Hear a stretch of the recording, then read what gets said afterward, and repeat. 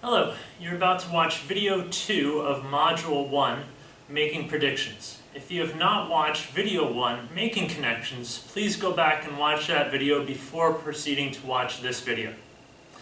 My name is Robert Durr. I'm Assistant Professor of English here at Danville Community College. This video is going to continue talking about active reading strategies, and we're going to move on from making connections to making predictions while you read.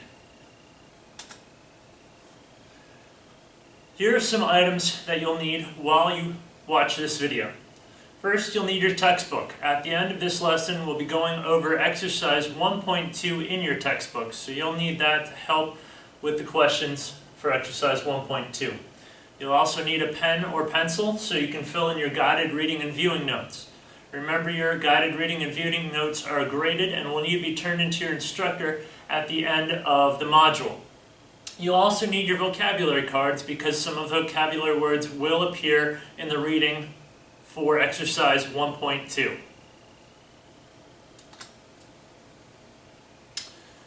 In the last video, video 1, we talked about active reading strategies and why it's important to be an active reader. We talked about some of the approaches that are needed when you are an active reader. Taking notes, annotating, making connections, making predictions, asking questions, and considering implications. Remember, we said that when you are an active reader, you analyze things, you synthesize the information, and then you evaluate the information. So, in video 1, we looked at making connections. Making connections helps you perform an analysis of the information that you're learning or that you're reading about. In this video, we're going to talk about making predictions. This also helps with the analysis phase of active reading. Asking questions, which will be the third video, will help you with the synthesis section of active reading, and considering implications helps you with the evaluation. Remember, we said analysis is pulling the parts away from each other to get a better picture of them individually. When you synthesize something, you're going to put them back together in your own framework. Okay? So with making predictions, we're still working at pulling things apart and seeing how they fit the bigger picture. So making predictions is pretty much what you think it is. Making predictions means that you guess where the text is going based on your own personal experience and clues that come from the text itself. So those are the two different things that are really going to help you when you make a prediction about the text. Your own personal experience and then textual clues, things that the author gives you to help you understand and to help you learn new things from the text. Now, when we say guess here, we don't just mean a random guess. We mean an educated guess, something that's based off of your own personal experience or the textual clues. You can't make a guess without using those two things to help you. When you make predictions, you're kind of like a detective. You use clues in the story to help you predict. Without these clues and without your past experience, you can't make logical, sound predictions about what's going to happen next or about what the author wants you to know about the information. So making predictions requires you to make educated assertions, and an assertion is just an educated guess, based on evidence and logic. Without evidence and logic, you're not going to have an educated guess or an educated assertion, and that's what you need to be able to make a prediction. So, making predictions while we read, okay? They're good for multiple reasons. Making predictions helps keep the mind actively focused on the author's meaning. So again, this helps with that active reading. It keeps you engaged in what you're doing. You have to think about it. You have to look for the clues that are going to help you put the pieces together. It also provides the reader with motivation to continue reading. If you're trying to predict what's happening next, you want to see if what you predicted is correct. So if you keep making predictions, you're going to want to keep reading to see if you're right.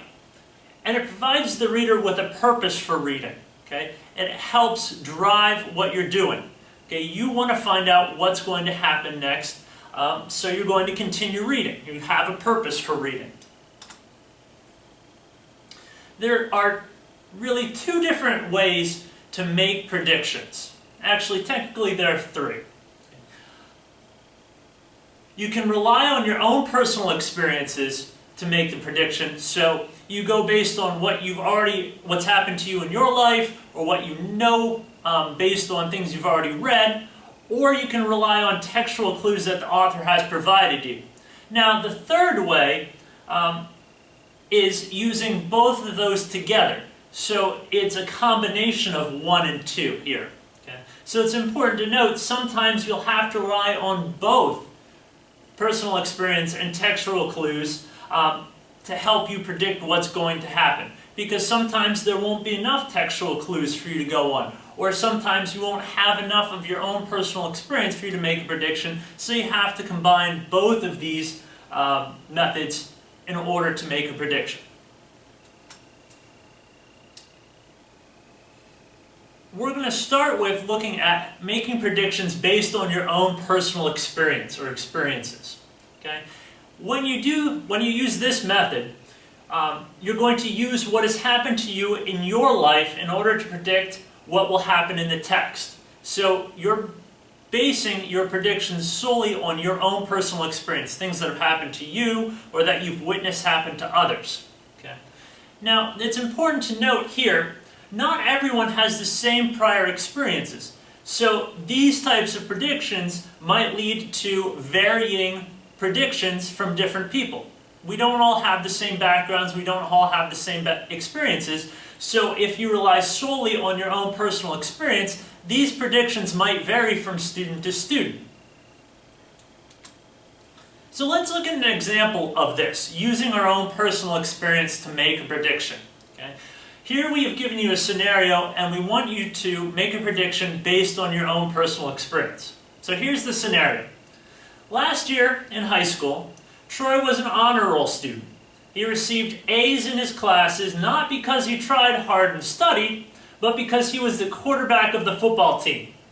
Troy rarely completed his assigned readings and homework, but he still did extremely well in his classes. Now Troy is a freshman at Farm Tech University. He is no longer a football player, but still puts forth the same attitude towards schoolwork he did in high school.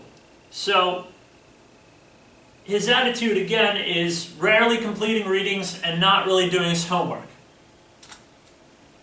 Now, based on your prior and current experiences as a student, if Troy continues to be lazy and not complete his assigned readings and homework, what do you predict is going to happen to him in college? Do you think, since he's not doing his work and not doing his homework, he's going to get the same grades he did in high school? Or do you think there's going to be a more negative outcome because college is a little different than high school? If you don't do the work, you don't get the grades. So here you can rely on your own experience as a student to know that Troy's not going to be very successful if he doesn't change his attitude and start doing his work. Okay, that would be a prediction based on your experience. It's not based on anything given in the text. It's based solely on what you know as a student.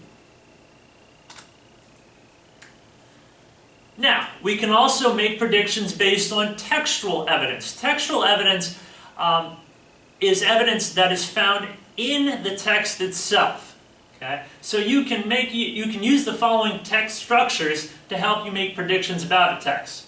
Titles. If you look at the title of a story, or if you look at the title of a chapter, it often gives you clues about what the story or what the chapter is going to be about. Headings in the text itself. Those often help you direct where the story or where the chapter is going. Subheadings, pictures, embedded questions. These oftentimes are the author's hints to you about what he or she wants you to be thinking about and where he or she is going next with the text. Graphs, charts, illustrations, all of these things can be used to make predictions about what a text is going to be about or where the author is going next in the text. So what we have here is an example page from a textbook. This one would be a biology textbook. We have various textual structures that can help us identify what this portion or what this page is going to be about. We have the title, the cell cycle. So based on that, we know we're going to be talking about cells and how they reproduce or how they change. Okay. Subheading here, the life of a cell. So this is going to be about how a cell is formed, how it grows, how it dies. Making more prokaryotic cells. So instead of just talking about cells in general, we now are moving down to something more specific, but we know that it's going to be about the life cycle of this kind of cell. From this picture here, it might be a little hard to see, but you have a full cell here. You have one that's in the process of dividing. So if you just looked at this picture before looking at the title or the subheadings, you might be able to guess that it's going to be about the different stages of cell life. On the side here, reading warm-ups, objectives. Explain how cells produce more cells, describe the process of mitosis, explain how cell division differs in animals and plants. So we know here these objectives give us exactly what's going to happen or what is going to be discussed in the text itself. So we can make predictions based off of all of this information. So before you even sit down to read something, it's important to look at the textual structures to get a feel for what it's going to be about. That way, when you start reading, you can make connections, which we learned about in video 1, and help you understand the material a little better. You can also use textual evidence in a different manner. You can also predict what is going to happen in a text based on the information given to you in the text itself, the words and the sentences. So forget the headings, forget the pictures, forget all of those things, and just think about the text itself, what you're reading, the sentences and the words. We have an example here to help you understand this. Jennifer read a book she liked about spies during World War II. She was sorry when the story ended. She thought the author had done a great job. The next day, Jennifer took the book back to the library. That's the text. What are the facts from the text about Jennifer? What do we know about Jennifer just from what we have read? What did she think about the book? Jennifer read a book she liked. Okay? So she really liked the book. She didn't dislike it, she liked it. That's a fact. We know that right from there. How did Jennifer feel when she finished the book? She was sorry when the story ended, so she didn't want the story to end. That's a fact. What did she think about the author? She thought the author had done a great job. Okay, so she enjoyed the author, she liked the author's work. Now, we have these facts. Make a prediction about Jennifer's next book selection based on the facts you know from the text. Support your prediction with evidence. So what kind of book do you think Jennifer is going to check out next? Based on the fact that she liked the topic, okay, she liked the book, Spies During World War II. She liked the author and thought the author did a good job. So we can come to one of two conclusions here. Jennifer is going to find another book about spies during World War II, or Jennifer is going to find another book by the same author. It might be a different subject, but it's going to be by the same author since she liked the author. Those are two predictions we can make based on the facts that we're given, and we can support that with the facts from the story. So we didn't rely on titles, pictures, subheadings, or our own personal experience here. We relied on what the facts from the text were to make our predictions. So making predictions is not too difficult if you sit down and think about it. Can you relate to it on a personal level? What is the text structures? What are the text structures telling you about the story or about the text, that what's going to happen? And what is the text itself telling you that you can predict, make predictions about? Those are really the steps involved in making predictions while reading. Next, we're going to talk about exercise 1-2 in your textbook.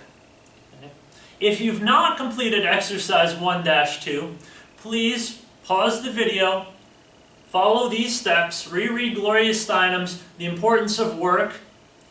As you're reading, try to make personal and societal connections with the text and predictions about the text, and then answer the 5 questions about the text. If you have completed exercise 1-2, you can continue with the video because we're going to go over the answers now.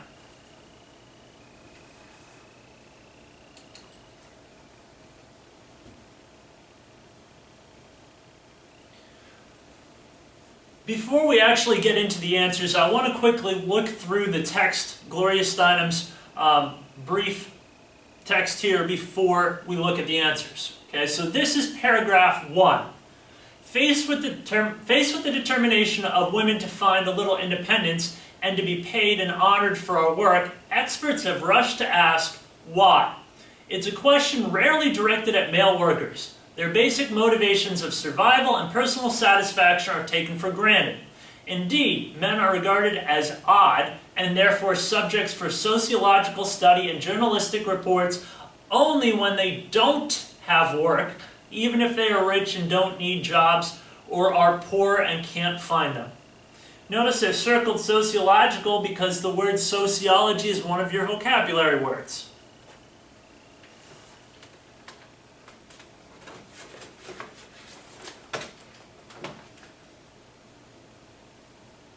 Now we can move down to the second paragraph from The Importance of Work.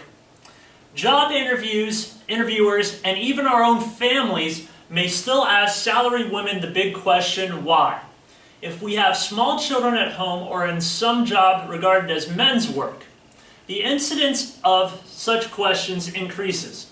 Condescending or accusatory versions of, "What's a nice girl like you doing in a place like this?" have not disappeared from the workplace.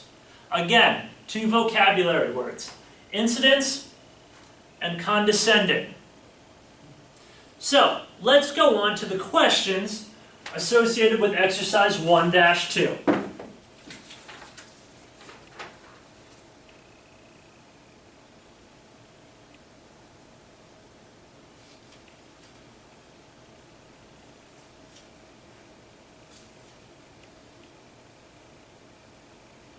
Alright, question 1.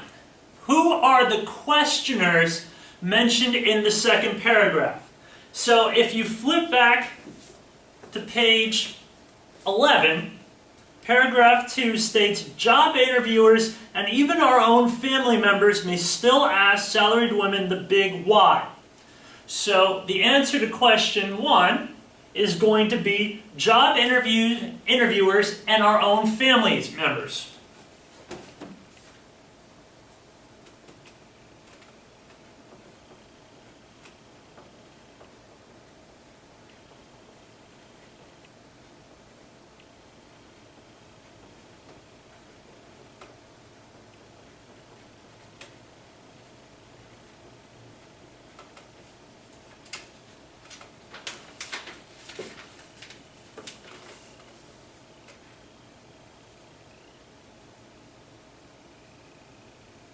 Question 2. What does Steinem say about men in the first paragraph?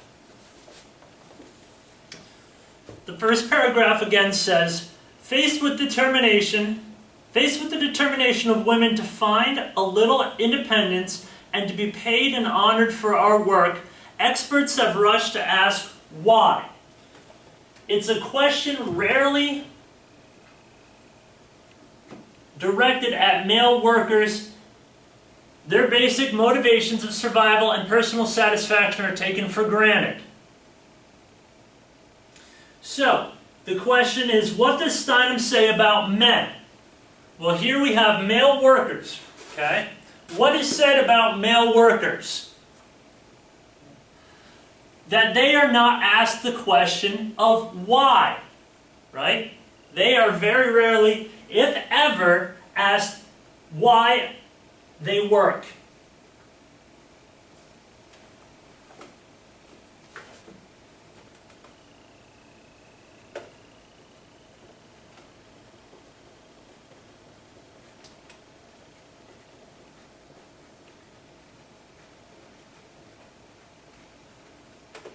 Okay, so they're never asked why they work. Is there any other answer that could possibly go with this question? What about their motivations for working, right?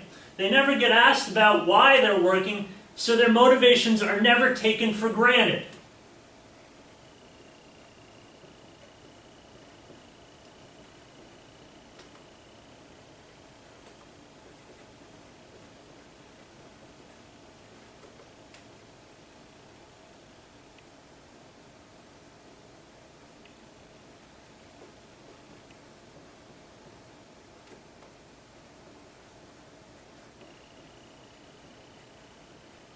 Right? Their motivations for working are taken for granted.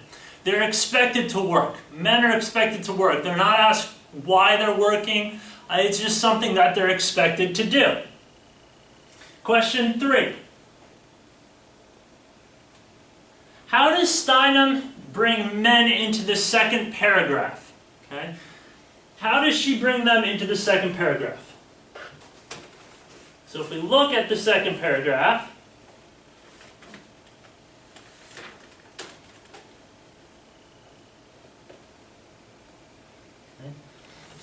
job interviewers and even our own family members may still ask salary women the big question, why?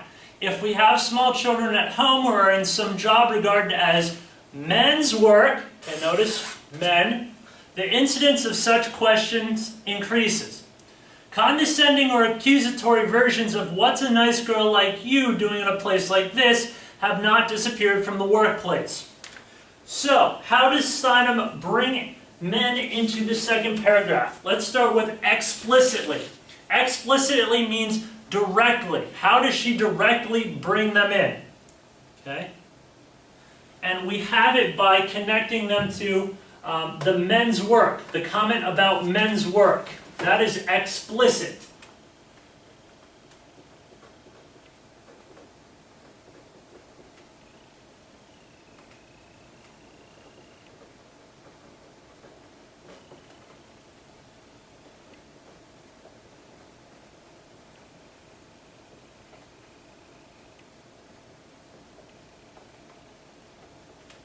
Okay.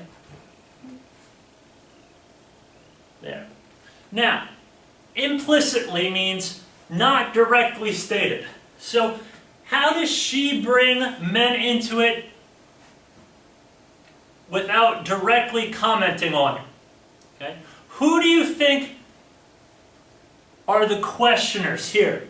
She says job interviewers and our own family members, members of our family. So who is she implying are the job interviewers and the family members that are questioning here? She's saying that male interviewers and male family members are the ones that are still questioning. So she is implicitly bringing males into the second paragraph by labeling them as the questioners.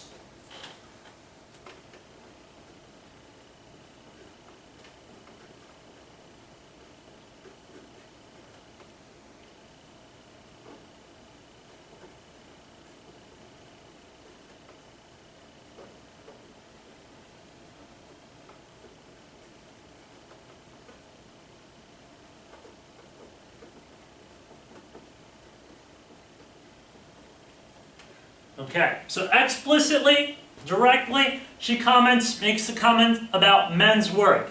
Implicitly, without stating directly, she's implying, labeling men as the people who are doing the questioning here, or making the comments here, okay? Let's look at question 4.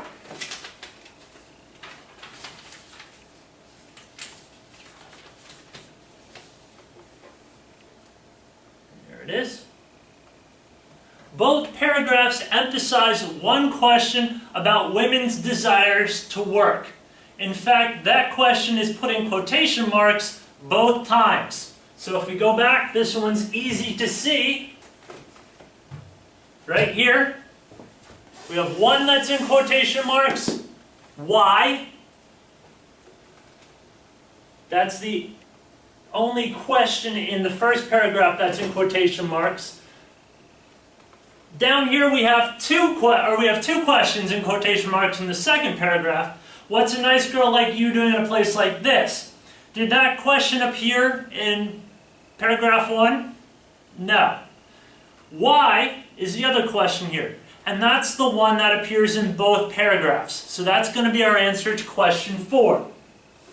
The question that appears in both paragraphs is the question, why?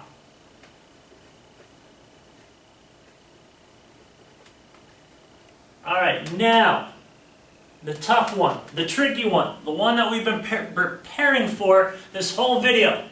Make a prediction about the next paragraph of Steinem's essay. We didn't get the whole essay in the book. The book does not present the whole text. We only got 2 paragraphs. So based on the 2 paragraphs that we were given, make a prediction about what the third paragraph is going to be. Now, are you going to rely on personal experience or textual experience for this? Okay. Textual experience is probably going to be the better bet. What was paragraph 2 about? Let's look at paragraph 2 quickly. Paragraph 2 is specifically about questions that are still being asked by family members and job interviewers to working women. Okay, why? And making these condescending questions. So what do you think paragraph 3 would be about? If that was paragraph 2, what is paragraph 3 going to be about? 2 possible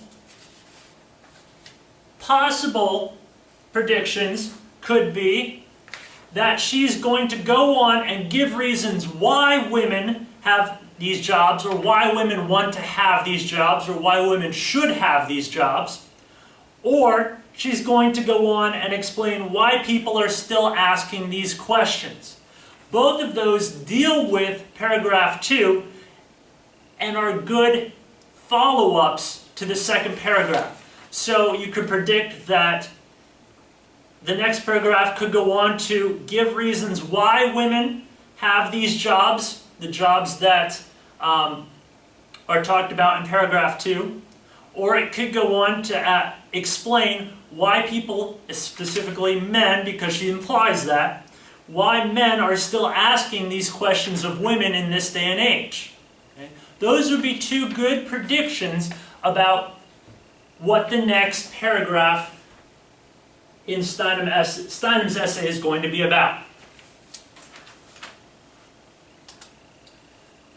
So, this concludes the video on making predictions using active reading strategies. If you have any questions or don't understand something that we talked about in this video, please ask your instructor. If you feel comfortable with the information we covered in this lesson, please move on to video 3, asking questions. Thank you.